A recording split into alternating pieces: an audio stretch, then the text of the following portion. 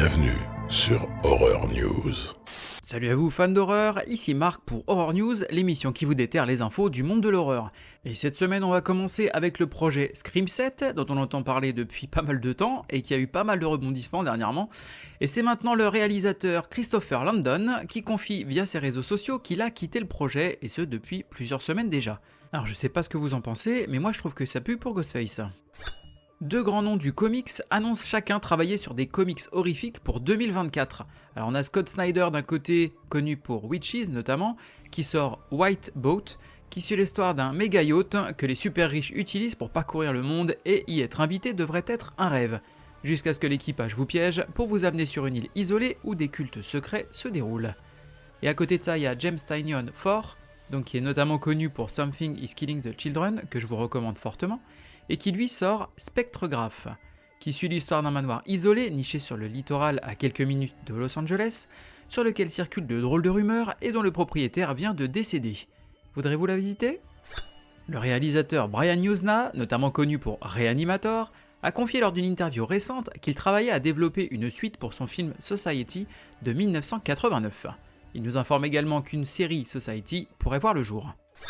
Vous êtes-vous déjà demandé à quoi ressemblerait une apocalypse zombie pour nos animaux de compagnie ? Et ben c'est le concept que va développer le comics intitulé Feral, dans lequel on suivra 3 chats d'intérieur qui vont se retrouver livrés à eux-mêmes alors qu'une épidémie zombie a lieu et vont devoir se débrouiller pour survivre face à tous les dangers de ce nouvel environnement. Sortie kiosque prévue chez Image Comics le 27 mars. L'informateur anonyme connu sous le pseudo de Daniel Richtman, notamment connu pour avoir dévoilé de nombreuses infos en avant-première sur les films de l'univers Marvel, vient de dévoiler que le réalisateur Robert Rodriguez, notamment connu pour Une nuit en enfer, développerait actuellement un remake de son film The Faculty de 1999. Reste à savoir si Kevin Williamson reviendrait également au scénario et si cette info s'avère véridique. Un nouveau projet de jeu vidéo vient de passer sur mes radars et je me devais de vous en parler. Il s'agit du jeu intitulé Chassemal Fear, qui sera un FPS avec une vue bodycam, dans lequel vous devrez lutter pour survivre dans un complexe sous-marin envahi de monstres des abysses. Le petit plus, les monstres vont muter de manière aléatoire et devenir plus forts après avoir été tués. Mieux vaut donc bien réfléchir à la manière dont vous allez vous déplacer dans le complexe. Sortie prévue sur PC via Steam, et vous pouvez déjà regarder des vidéos de gameplay sur YouTube. Une affiche pour la suite du film Amsterdam de 1988, et sobrement intitulé Amsterdam 2. Dans le premier film, on suivait un détective de police endurci qui tentait de capturer un horrible tueur en série qui terrorisait les canaux d'Amsterdam. Première bande-annonce pour le film In From Outside. L'histoire suivra 3 couples se retrouvant dans un restaurant au bord de la route, quand, un par un, chacun des clients commence à disparaître dans des circonstances mystérieuses. Sortie prévue pour le printemps 2024. Et enchaînons avec une info qui me fait super plaisir, puisque le réalisateur Stephen Chiodo, notamment connu pour Killer Clowns from Outer Space, a confié lors d'une interview récente qu'il espérait pouvoir développer une suite à Killer Clowns from Outer Space, mais sous forme de mini-série en 8 épisodes. Il possède déjà une idée de scénario qui reprendrait l'histoire des personnages principaux du film de 1988. On n'a plus qu'à croiser les doigts pour que ça se fasse. Une bande-annonce et une affiche pour le film d'horreur coréen The Human Trap. On y suivra une bande d'ados capturés pour devenir les cobayes d'un médecin fou et de son assistante, qui ont bien l'intention de faire quelques expériences contre nature. Alors je vous avais déjà annoncé il y a un moment qu'une suite au film Scary Stories to Tell in the Dark était en développement, et bien le co-scénariste Dan Hagman a confié lors d'une interview récente qu'il discutait de la manière de maintenir cette franchise en vie, et qu'il se battait avec acharnement dans l'espoir de voir cette suite arriver un jour. Ici aussi il va falloir croiser les doigts pour que ça arrive. Vous voulez soutenir et peut-être participer au tournage d'un slasher avec les actrices Dee Wallace, notamment connue pour Hurlement, et Felissa Rose, notamment connue pour Sleepaway Camp ? Eh bien c'est possible en soutenant le socio-financement du film intitulé The Boy from Below sur la plateforme Indiegogo. Pour couronner le tout, l'histoire se déroulera autour d'un vidéoclub. Côté cinéma, on va avoir Night Swim. Une famille emménage dans une nouvelle maison dans laquelle se trouve une piscine. Quand le père met en service sa piscine pour l'utiliser, il libère involontairement une force malveillante qui hante désormais les lieux. Sortie prévue le 3 janvier. Ça fout les miquettes, hein. Côté VOD, DVD et Blu-ray, on va avoir Thanatomorphose chez ESC Distribution. Après une nuit de passion avec son partenaire du moment, Laura se réveille avec d'étranges marques sur le corps. La jeune femme n'y prête pas vraiment attention, mais son état commence rapidement à empirer. Sa peau se nécrose, ses ongles tombent et tout son corps dégage une forte odeur de décomposition. Rien ne semble pouvoir enrayer ce phénomène répugnant et, au fur et à mesure que ses chairs se putréfient, Laura est plongée dans une folie meurtrière. Donc ça sort en DVD et Blu-ray le 3 janvier. Tu veux un ballon aussi, Georgie? Côté streaming, on va avoir Prince of Darkness sur Shudder. Un groupe d'étudiants diplômés et de scientifiques vont, sans le savoir, déchaîner le mal le plus indescriptible. Sortie prévue le 1er janvier. The Thing sur Shudder. Une équipe de recherche en Antarctique est pourchassée par un extraterrestre métamorphe qui prend l'apparence de ses victimes. Mon film préféré, paranoïa assurée. Sortie prévue le 1er janvier. Society of Snow sur Netflix. En 1972, un vol de l'armée de l'air uruguayenne, qui transporte une équipe de rugby au Chili, s'écrase dans les Andes. Les 29 survivants, coincés dans l'un des environnements les plus hostiles et inaccessibles de la planète, doivent prendre des mesures extrêmes pour assurer leur survie. Et ça va inclure du cannibalisme. Alors c'est la même histoire vraie qui a inspiré la série Yellow Jackets. Sortie prévue le 4 janvier. La nuée sur Netflix. Difficile pour Virginie de concilier sa vie d'agricultrice avec celle de mère célibataire. Pour sauver sa ferme de la faillite, elle se lance à corps perdu dans le business des sauterelles comestibles. Mais peu à peu, ses enfants ne la reconnaissent plus.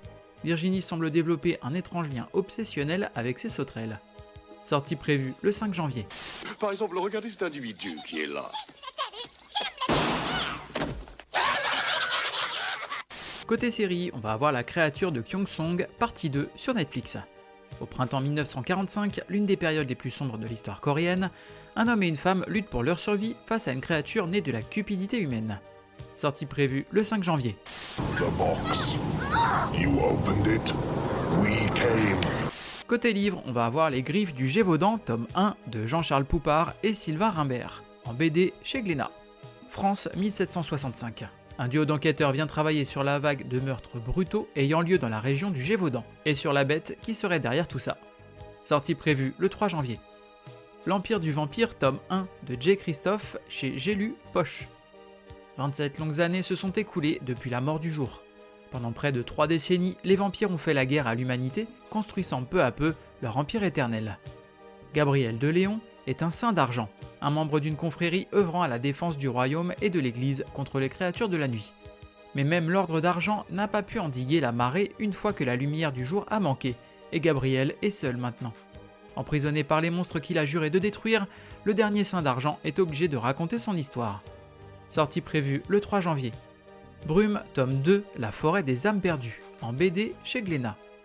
Après avoir terrassé le dragon, Brume apprend qu'elle est en possession du grimoire de Naya, la puissante sorcière qui veillait jadis sur son village et qui a disparu depuis de longues années. La fillette est bien décidée à dissiper le mystère qui entoure cette disparition. Toujours accompagnée de son fidèle assistant, le petit cochon Hubert, et d'Hugo, son meilleur ami, Brume entreprend la plus dangereuse des quêtes, trouver l'antre de Naya. La bâtisse se situerait au plus profond de la forêt des âmes perdues, or, selon la légende, quiconque pénètre dans ces bois hantés se perd pour l'éternité. Sortie prévue le 3 janvier. Ceux qui ne peuvent pas mourir, tome 4, L'esprit des Werdenfels, de Karine Martin. Suite des aventures du chasseur de monstres Gabriel Volz. Sortie prévue le 4 janvier. Je vois des gens qui sont morts. Et terminons cet épisode avec une reco, et ce sera le film Vermine, donc un film français, film de genre, film d'horreur en l'occurrence, qui est sorti donc le 27 décembre, et qui va nous parler d'araignées. Donc là en l'occurrence on va suivre Caleb, qui donc vit dans une cité, dans un bâtiment, où il y a toute une communauté assez soudée, et lui est collectionneur en fait d'animaux exotiques. Il va faire l'acquisition d'une araignée, et tout part de là. Donc moi j'ai vraiment adoré le film, je vous le conseille vraiment, que ce soit toute la scène du début, notamment le générique est vraiment cool, la tension est super bien gérée, et puis à partir du moment où ça a décollé, ça va pas vous lâcher jusqu'au bout. L'architecture de l'immeuble qu'ils ont choisi aussi est intéressant, surtout dans la thématique des insectes, insectes et arachnides en l'occurrence, et puis le travail de sound design, vous allez voir, on est vraiment sur quelque chose de costaud, vraiment content d'avoir ce film français pour terminer l'année en beauté, avec une proposition de genre qui est vraiment de qualité. et qui nous propose vraiment un survival nerveux, quoi. Hein. Voilà, c'est ce que c'est pour moi Vermine. Donc je vous invite vraiment à aller le découvrir en salle, il est actuellement au cinéma. Merci à vous d'avoir suivi cette émission, je vous invite à me suivre sur les différents réseaux sociaux, que ce soit Instagram ou Facebook. Je suis également sur YouTube, donc vous pouvez aller vous abonner. N'hésitez pas dans tous les cas et sur toutes les plateformes, que ce soit celle de podcast ou sur YouTube ou sur les réseaux, à commenter, à mettre une petite note 5 étoiles qui fait toujours plaisir, ou même à m'envoyer un message et je me ferai un plaisir de vous répondre. Il ne me reste plus qu'à vous souhaiter un bon réveillon du nouvel an, une bonne semaine et bon frisson.